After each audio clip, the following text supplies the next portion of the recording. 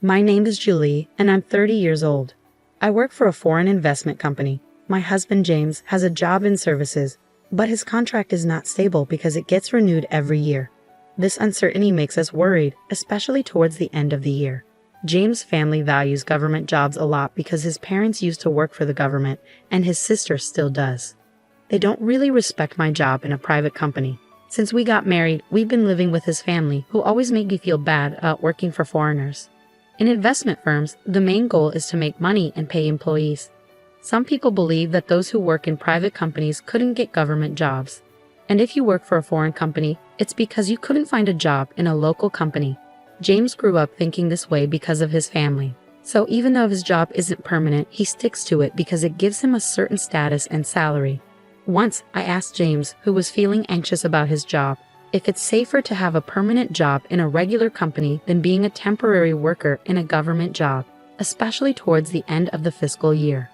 He quickly replied, "If I'm not a civil servant, it's better not to work at all." It seems like my husband hasn't told his parents that he's working as a temporary government employee, so he keeps asking me to keep it a secret. Also, because of his British nature, he boasts about getting promoted. It's a lie I don't understand, but he wants to keep up appearances to his parents and sister. He doesn't show me his salary statement, but only a small amount is deposited into the account. I asked, "This is James, he's a section manager now. His salary must have increased, right? How much is it now?" My husband quickly replied with just 4 words, "You can earn so much these days." I know I earn a good amount, but I'm not sure how it compares to what a section chief civil servant makes. I work as a bond trader, and most of my salary comes from commissions. Lately, I've been making consistent profits, so compared to other employees in regular companies, I earn quite a bit. When my husband mentioned the amount of money, my mother-in-law looked impressed, but she couldn't compare it to what people earned in her time. "But it seems James is doing well," she said proudly. His sister, who works at the city office, overheard our conversation. If he worked at the city office, he might be at the level of a division head. "Government jobs do pay well, don't they?" she commented. Seeing everyone's reactions, my husband looked even more uneasy. He seemed to regret bringing up my salary and swiftly changed the subject. "Let's not talk about salaries anymore. By the way, someone from the housing company visited recently.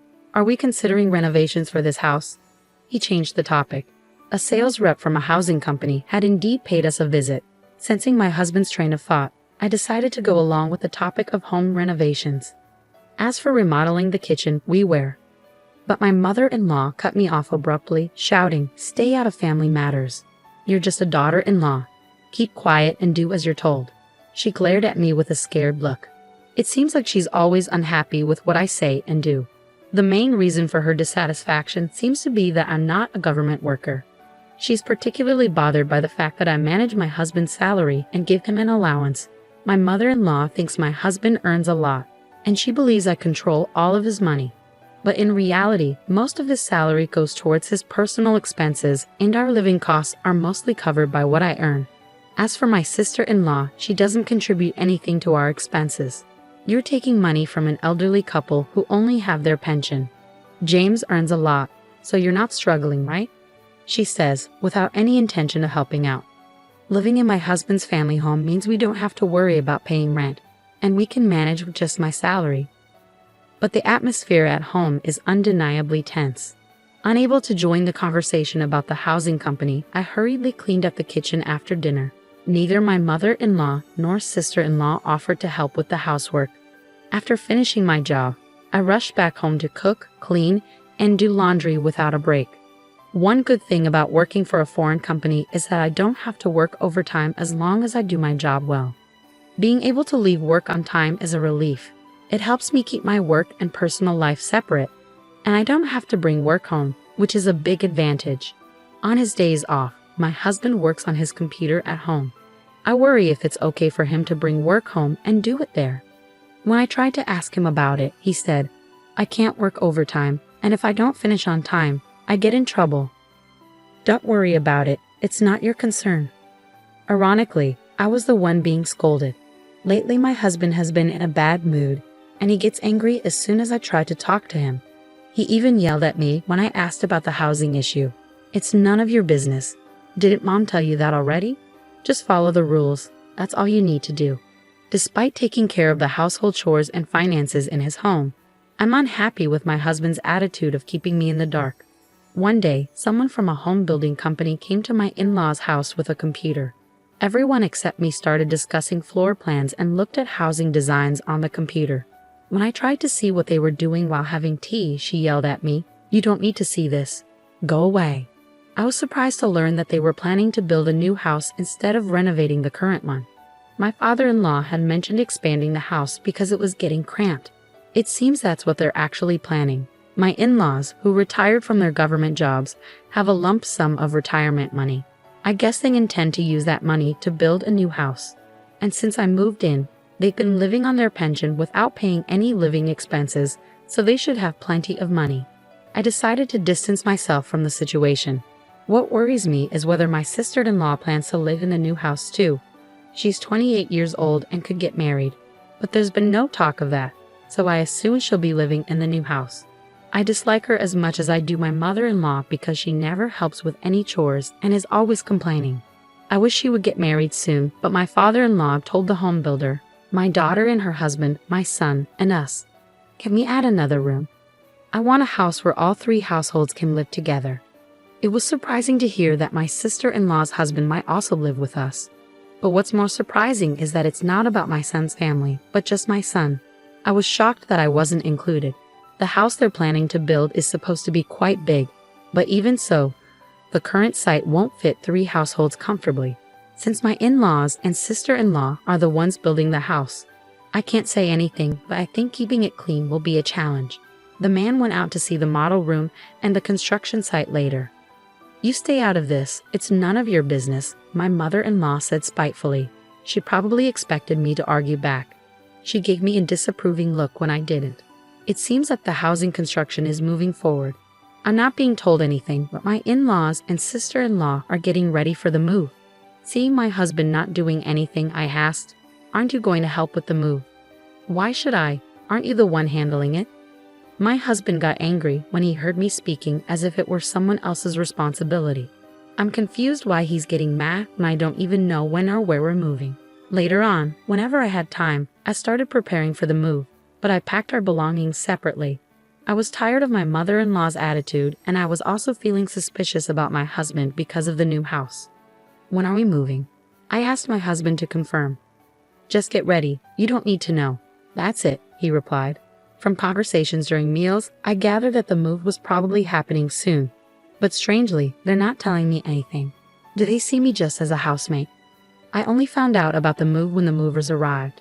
As I rushed, we started cleaning up the breakfast dishes. "Leave them, we'll buy new ones." "By the way, do you plan to move into the new house with us?" my mother-in-law asked. In that moment, I realized they were purposely excluding me from discussions of the new house's layout. And keeping me in the dark about the moving day was all part of their plan to kick me out of my in-laws' house. My husband, standing behind my mother-in-law and laughing, didn't say anything. He probably agrees with them. I had packed my things separately from my husband because I had a feeling this would happen. Now I'm being faced with hatred. From now on, only the family will live here. "Do as you wish," my mother-in-law said, looking displeased. My sister-in-law, looking worried, probably thought I begged to come with them while crying. Not happy with my reaction, my mother-in-law snapped, "Anyone who relies on someone else's earnings should leave now. James will build the new house and pay off the loan with his salary. We don't need a freeloader," she yelled angrily. I was actually the one planning to leave. When I heard about the mortgage repayment coming from my husband's salary, I had to hold back my laughter. It seemed my husband hadn't been informed by his mother about this plan. He looked surprised but realized he couldn't contradict his angry mother, so he just remained silent. It seemed his parents believed they wouldn't need to use their retirement money, and instead their son would pay off the loan and build a new house. I found it intriguing how they planned to handle the loan repayment, so I informed them with a smile, "Got it. I've decided to proceed with divorcing James."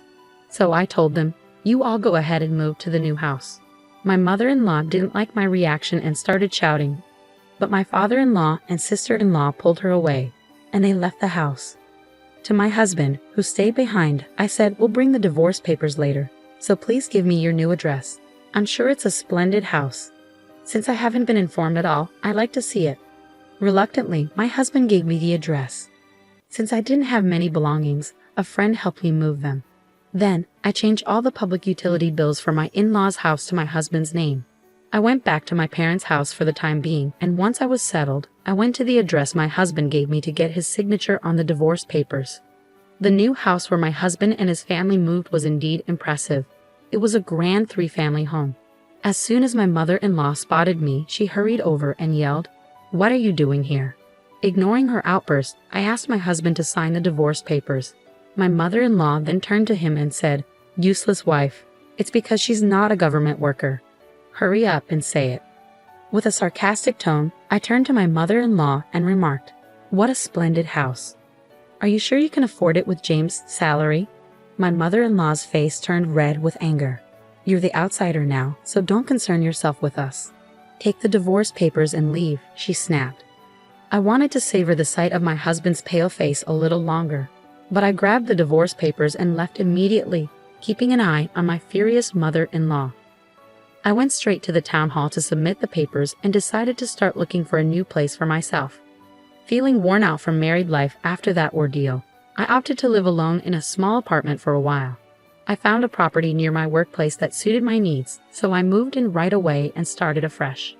Life became so much more comfortable without roommates boasting about being government workers or leaving all the chores to me.